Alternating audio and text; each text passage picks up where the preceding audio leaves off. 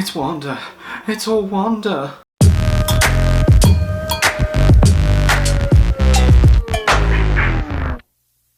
Hey there guys, so I'm back with another review of episode 4 of WandaVision, and I've got to say this is my favourite episode so far. And I know I keep saying that, oh, this is my favourite episode, this is my favourite episode, but this was kind of like an episode that we really wanted.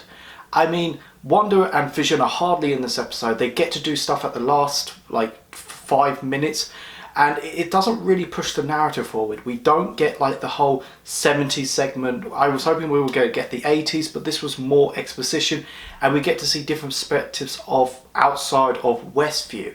And yeah, it does fill in the gaps. My favourite thing to come out of this episode is the fact that it depicts the blip. Even though Spider-Man Far From Home, I mean, addresses it really well, but in that film, it's all kind of fun and games. Like, oh, imagine coming back and your younger brother's older than you. In this, it's really like, imagine coming back and when you left, your mother was getting discharged from hospital, but then when you come back, she's died 2 years later because the cancer came back. It's stuff like those. It doesn't really touch on the dark aspects, which Spider-Man Far From Home didn't, but in this, it does it really well, and it's all just crazy. Imagine coming back at the hospital and it's all gone haywire. Not like today with this pandemic, but crazy. It's just crazy stuff, and it really says to you, even though at the end of the day, the Avengers brought all the people back and Thanos was defeated, the damage was still done.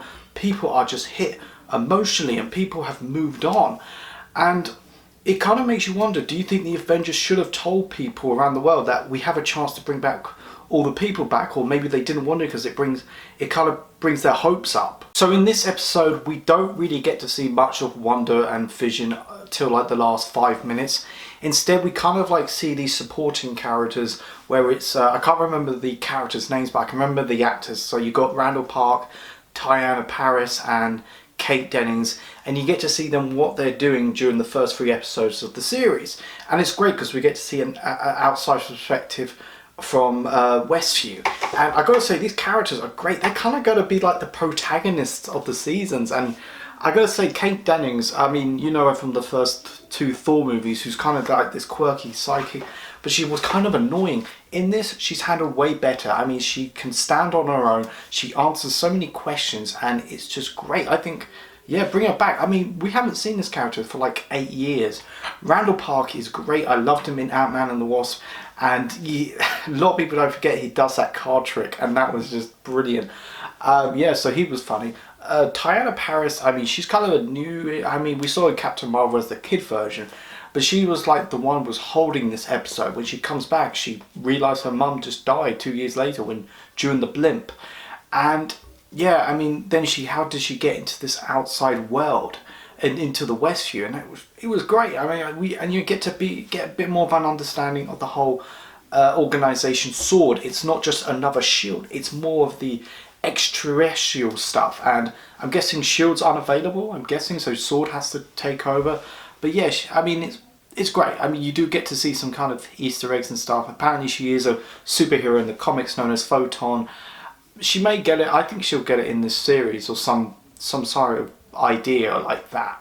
Horrifying scene when Wanda sees Vision as like this dead corpse walking around. I mean, he's got the whole Mind Stone ripped out of him. He's kind of like less coloured.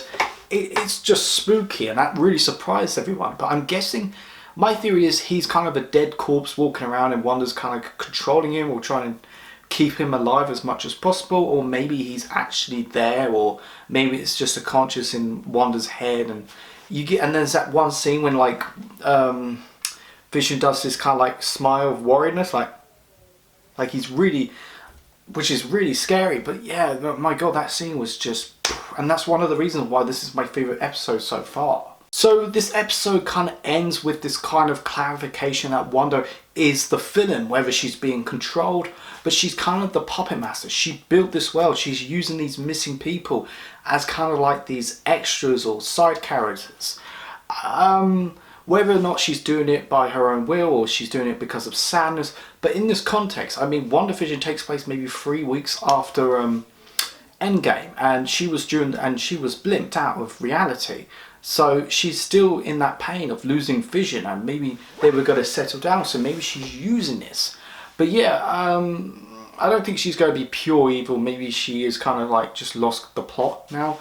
But yeah, I mean, so far, I mean, this is my favourite episode so far because I think they really utilise these supporting characters really well. These are kind of going to be like the protagonists. I don't know why they can't just call other superheroes or maybe call Nick Fury or something like that.